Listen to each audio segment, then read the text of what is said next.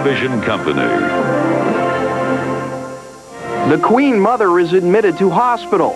Pope John Paul bids farewell to Cuba, and John Elway breaks his Super Bowl bad luck spell. Final edition news on TV with Jamie West. Good evening. The Queen Mother has been admitted to hospital after breaking her hip today. The mother of Queen Elizabeth II and wife of the late King George VI was taken to King Edward's Hospital in London this evening after falling at the family's estate at Sandringham in Norfolk. The condition of the Queen Mother is not known at the moment, but palace officials say they will make an announcement tomorrow morning. Officials say a broken hip in a 97-year-old woman can be considered a very serious injury. President Bill Clinton is said to be working on his State of the Union address, but like a dark cloud over the White House, there is still the developing story of Clinton's alleged involvement with a former White House intern and the charge he urged her to lie about it. Drew Levinson has the latest. For the first time since Thursday's denial of an alleged sexual affair with a former White House intern, President Clinton appeared in public Sunday morning, attending church with First Lady Hillary Rodham Clinton. The president did not talk to reporters. While the Clintons were praying, the man investigating the alleged scandal, independent counsel Kenneth Starr, was back at work. Prosecution or persecution? No comment. Starr and Lewinsky's attorney, William Ginsburg, are trying to make a deal. Her story in exchange for full immunity. In a deposition for the Paula Jones sexual harassment case, Lewinsky denied a sexual relationship with the president, and she said he never told her to lie under oath. That contradicts what she allegedly said on secretly recorded tapes. Making the network talk show rounds, Ginsburg said it's Starr's move. She will tell all that she knows, and the chips will fall where they may. But first she has to be granted immunity by the special prosecutor. Absolutely. We are dying to tell the story, but we cannot. At the same time, the president's supporters fanned out to defend him and condemned Starr and his tactics. He started investigating a 24-year-old real estate deal, and now he's investigating a 24-year-old young lady. And the only common thread I can find, and I'm not a lawyer, is that they're both 24 years old.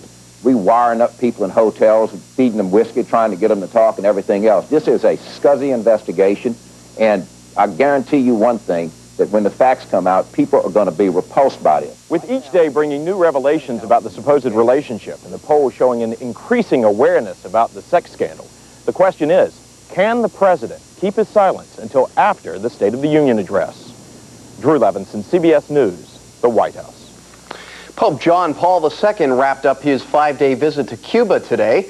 Tens of thousands of people, including Cuban President Fidel Castro, turned out for a final mass in Havana's Revolution Square. Judy Fortin reports. There was a dramatic contrast as the Pope arrived at the Plaza of the Revolution, the setting for major political rallies in Havana, not religious gatherings. Cuba, amigo, el Papa está contigo. Cuba, my friend, the Pope is with you. The crowd started arriving before dawn and packed in before a white altar shaped like a dove. There was loud applause when the Pope criticized social policies in Cuba. The state, while distancing itself from all the extremes of fanaticism or secularism, should encourage a harmonious social climate and the suitable legislation which enables every person and every religious confession to live their faith freely. John Paul also denounced economic practices in the United States. We see a small number of countries growing exceedingly rich at the cost of the increased impoverishment of a great number of other countries. For the first time in 39 years, Fidel Castro attended a Catholic Mass, where and shook hands with priests when the Pope called for the symbolic exchanging of the sign of peace. The Pope concluded his homily by again calling for Cuba to overcome its isolation and for the world to draw close to Cuba. Judy Fortin, CNN, Havana.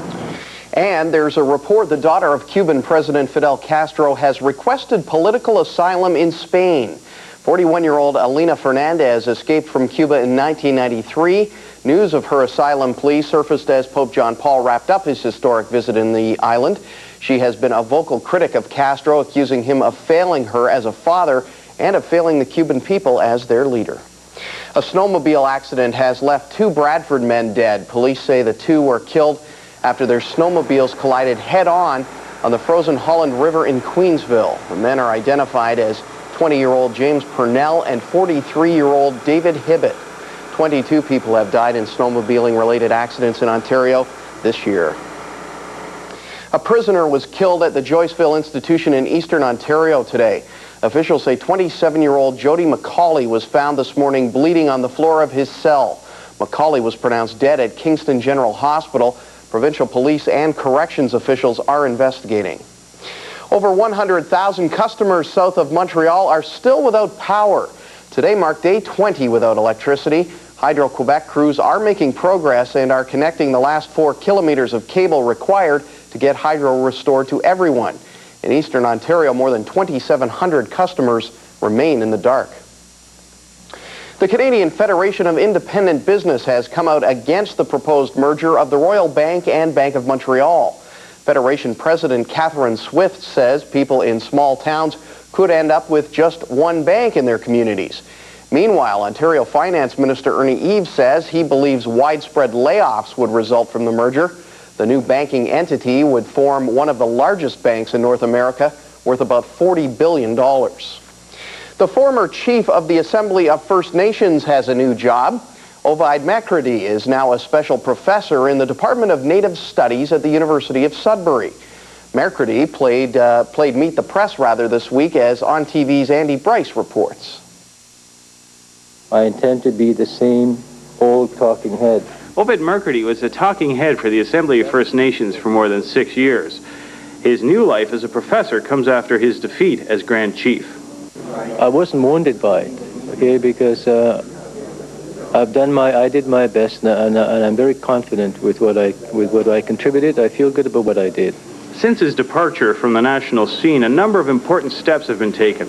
There is a new Minister of Indian Affairs, Jane Stewart, and she has opened a wider dialogue with McCready's successor, Phil Fontaine. Well, anytime the government wants to work with you, you have to see that as a positive development, because that's where the power is, that's where the resources are. So I see that as a welcome sign. Stewart has apologized for abuse suffered by natives at government-sponsored residential schools. McCready says the apology is not enough. He says it should have been delivered by the Prime Minister in the House of Commons, and it should have been broader in scope. The apology should not be just directed to those who experience sexual abuse, because many of us suffered in other ways, and that is the loss of culture, the loss of contact to family, and the loss of language. Andy Bryce, News on TV, Sudbury. Still to come on Final Edition, Super Sunday highlights from San Diego. Coming up with the rest of the day's sports news with Steve Reddick, we'll tell you whether one popular herbal cold remedy really works. And next, Brian Wood will be here with the detailed Ontario weather forecast. Stay with us.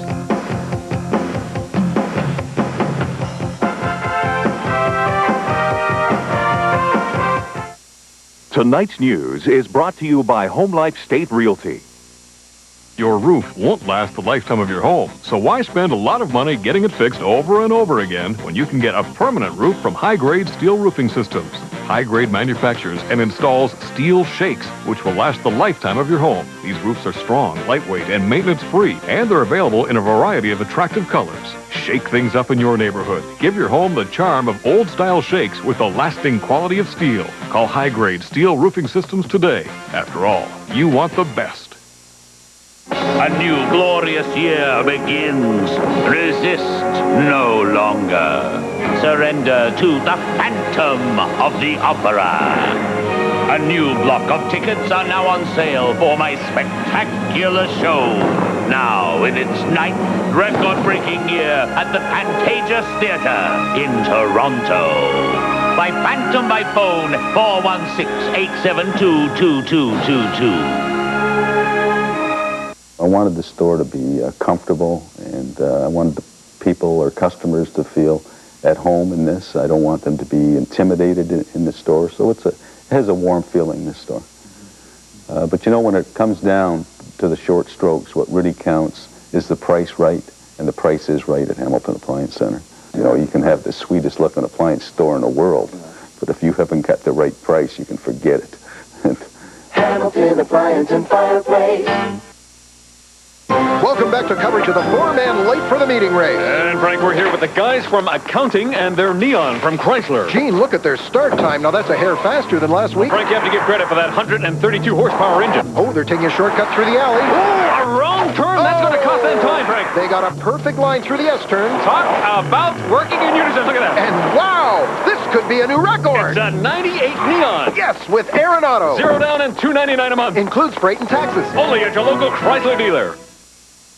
This sportscast brought to you by the Buffalo Sabres.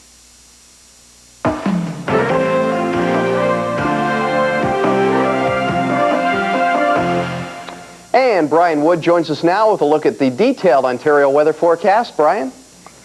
Well, Jamie, we had a bit of sunshine today, and it looks like we'll get a bit more on the way for tomorrow, but some clouds are rolling in tonight and for first thing tomorrow, and that could give us some snow flurries. Now, the reason for the clouds we're getting tonight, actually, we had the high pressure today giving us, just you can see, just a little bit of sunshine through southern southwestern Ontario, but as this cold front pushes through, it's bringing a band of cloud with it. So we're getting some clouds right now, moving in overnight tonight. We'll get some flurries as well overnight. Tomorrow, the frontal system will move to the south, and that's going to give us cooler air on the way tomorrow, and the cloud will go with it, and we'll get some cloud in the morning, and then it looks like some sunny breaks in the afternoon, becoming mainly sunny later on during the day, which will be nice, but fairly chilly temperatures, just a little below normal for this time of year. Normal is about -1 for the Hamilton area. We should be about -4, -3 for tomorrow. And then it looks like low pressure system is going to come in again and spread some clouds with a bit of a warm front on the way as we get into the week. About Tuesday, we'll look for cloudy skies, and then we're looking for some snow later on during the week. Probably by Thursday we'll get some snow.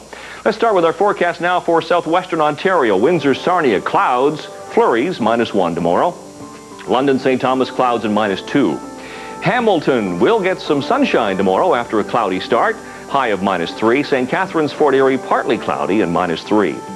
Toronto and Oshawa, lots of sunshine tomorrow after a cloudy start, high of -5. Huntsville, Muskoka, partly cloudy and -12. Ottawa, Carleton, lots of sun again tomorrow, high of -10. Sudbury, North Bay, again sunshine of -12. And continuing on to Sault Ste. Marie, Algoma, sunshine and -9. And look at the temperatures for Timmins and Cochrane, sunny skies tomorrow and only -14. Now for the Hamilton forecast, clouding over tonight, flurries, low -11.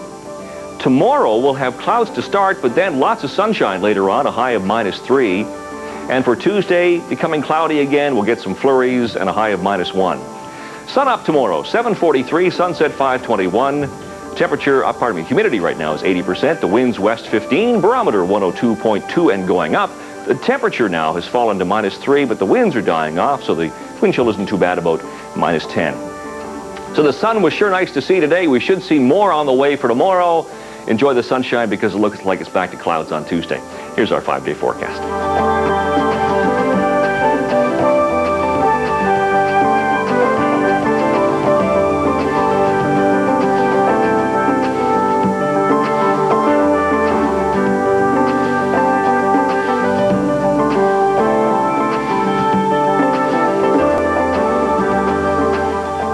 And the big cheese, Steve Ruddock, joins us now with tonight's sports. Now, you changed from 5:30.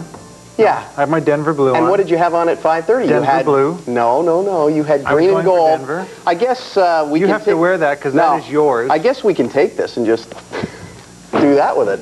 But I had my Denver blue on, and we won. The guy that gave that to me is going to be very upset. My buddy Brad, he's going to be very, very upset. Oh, well. Nice of you to get changed, though, for 11. That's the same stuff I had on at supper time. Yeah, right. Let's get on with it. Let's share the excitement with the people at home who didn't see the game. There have been 32 Super Bowls, folks, over the years, most not memorable, many over by halftime, but this year's was one of the best. In San Diego, Green Bay want to win this game. Look what he has to do it. They score the touchdown right there, 24 in the fourth quarter, and as the first quarter is starting, they'll tie it with a major here, 24-24, Freeman again. 1:45 to play. Terrell Davis sets Super Bowl history with his third major of the day. Good game. 16 rinks began play Friday at the Grimsby Curling Club. The objective was to win and claim a spot